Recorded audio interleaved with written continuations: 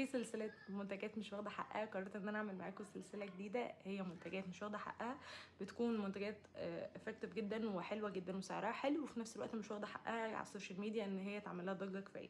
اول حاجه هنبدا بغسول اكوا نوفا. ده غسول مناسب للبشره الدهنيه والمختلطات. ايه بقى اللي بيميزه عن غسولات تانية كتير في الماركت؟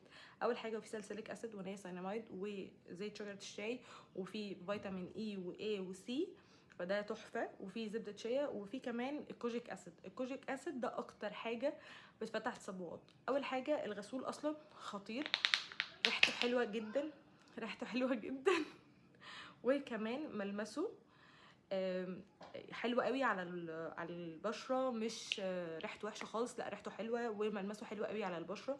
كمان بيعمل رغوه حلوه قوي، فبينضف البشره بعمق. كمان حاجه الغسول ده بيسيب البشره مترطبه بعد ما تغسلي، بستخدمه مره الصبح ومره بالليل، مع ان لو هو فيه ساليسيليك اسيد في غسولات تانية ما بقدرش استخدمه غير مره واحده بس، مره واحده بس في اليوم، لان الساليسيليك اسيد بينشف البشره. وده بقى المميز فيه، ان هو بصي فيه ساليسيليك اسيد وفيه كمان حاجات تانية كتير، بس مع ذلك في شيا باتر وفي فيتامين اي واي وسي، وده اللي مخليه ابدا ابدا ما ينشفش البشره. القوام بتاعه كريمي قوي وريحته حلوه، وبعرف استخدمه الصبح وبالليل ومن غير ما يحسس عيني. بس كده.